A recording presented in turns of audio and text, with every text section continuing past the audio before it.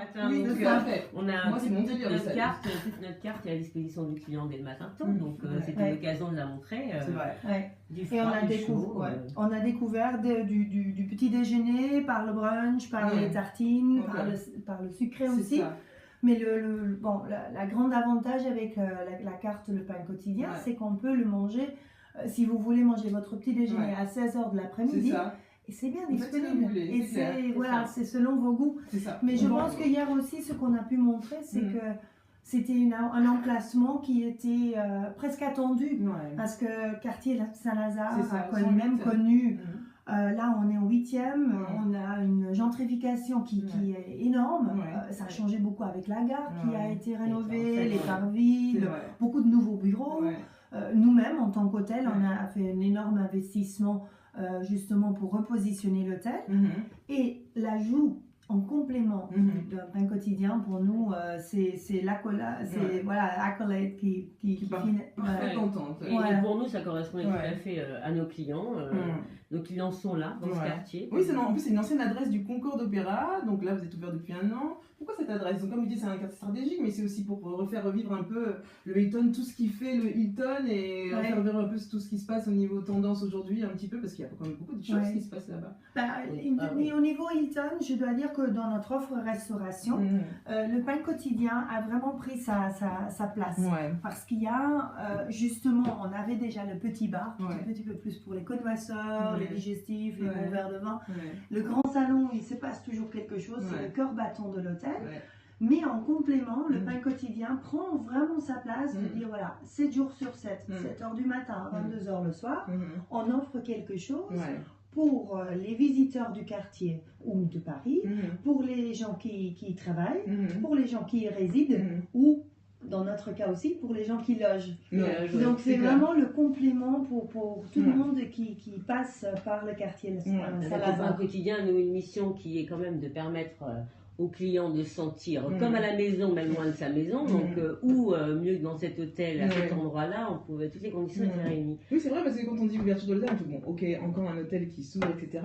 Mais c'est vrai qu'avec tout ce que j'entends, tout ce qui se passe chez vous, chez Hilton, c'est vrai que ça donne envie, même, on pense pas hôtel touriste, on pense hôtel lieu de vie en fait. Exactement. Parce qu'on invite vraiment aux Parisiens de pousser la porte, parce qu'il y en a beaucoup qui passent par le bâtiment ou qui passent à côté du bâtiment, mais pousser la porte, parce que par exemple, tous les jeudis, on fait nos after-work, il y a soit un DJ, soit un dégustation de vin, de champagne. Dégustation de vin, dégustation de champagne, le DJ, le jazz. C'est clair. Donc il y a toujours quelque chose qui se passe et c'est pour ça aussi qu'on crée la vie parisienne au sein de l'hôtel.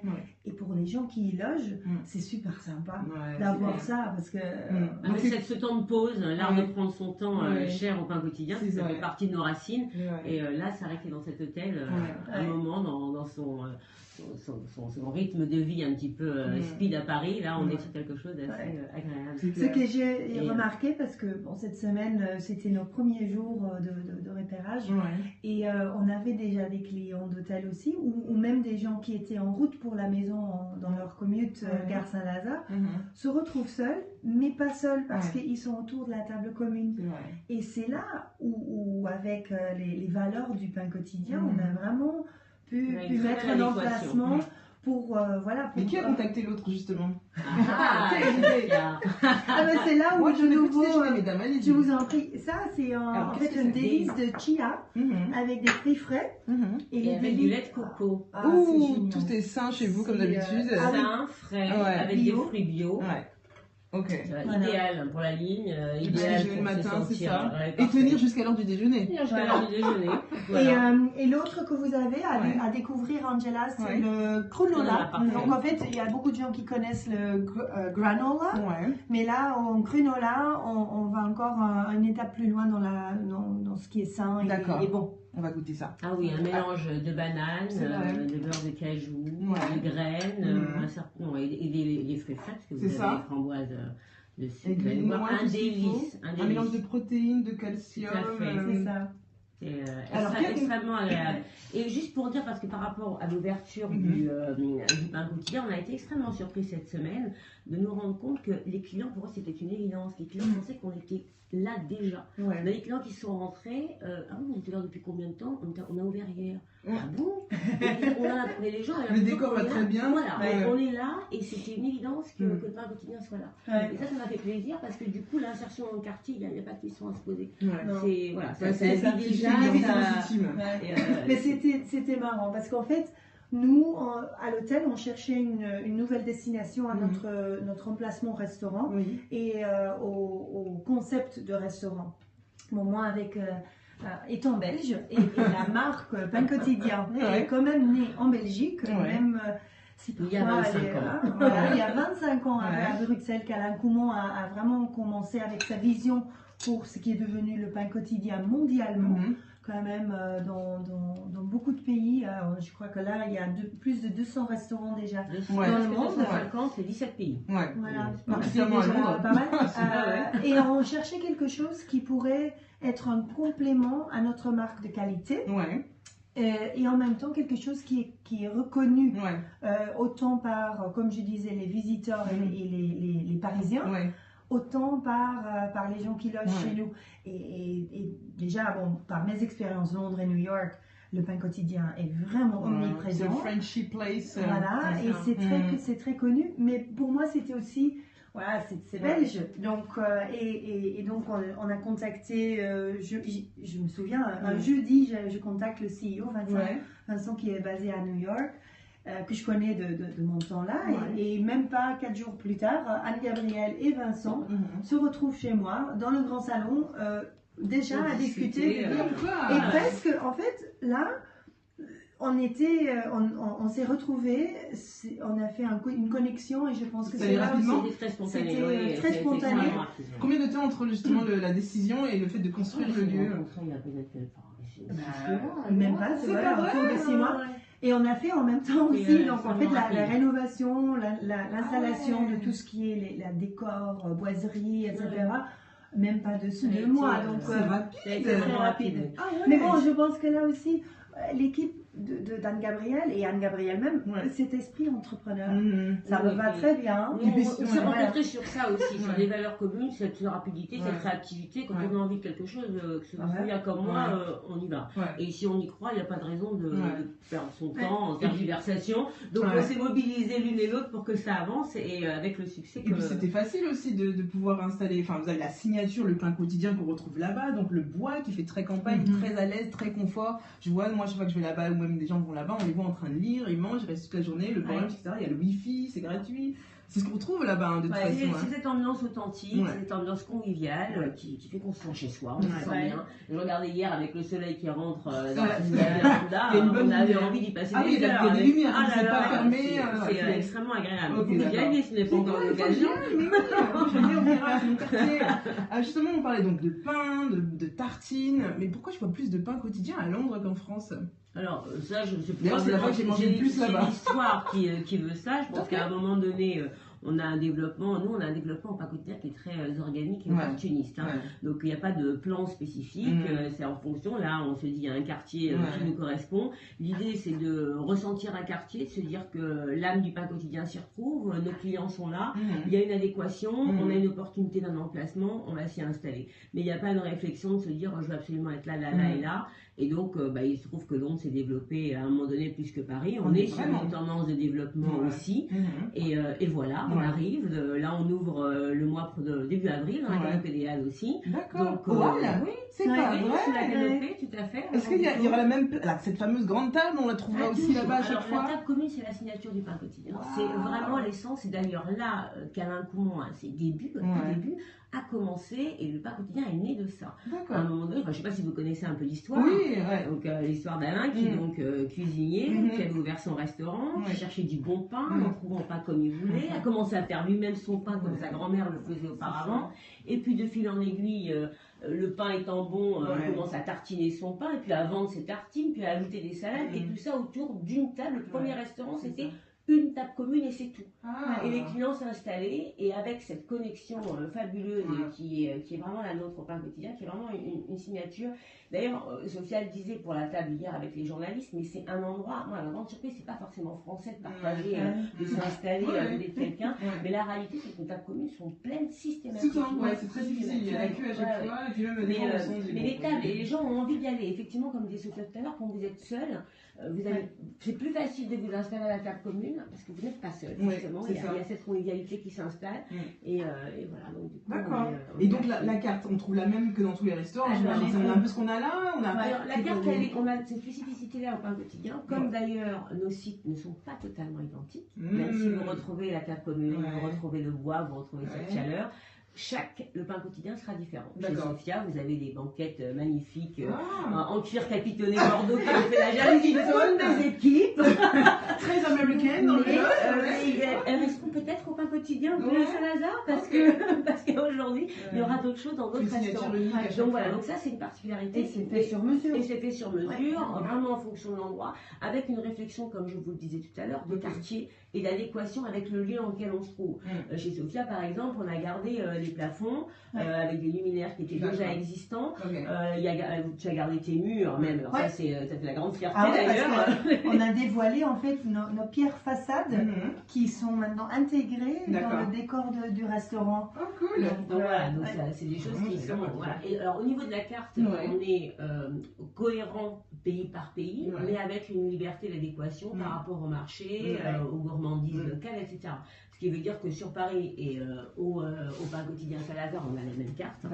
Maintenant, dans d'autres pays, vous trouverez forcément des tartines, des salades. On a notamment notre tartine signature qui est la toast avocat, que vous trouverez dans tout ce qui est crunola. Alors les pâtes à tartiner, pour les délices de nos clients. Le beurre. Elles sont pas si classiques, oui.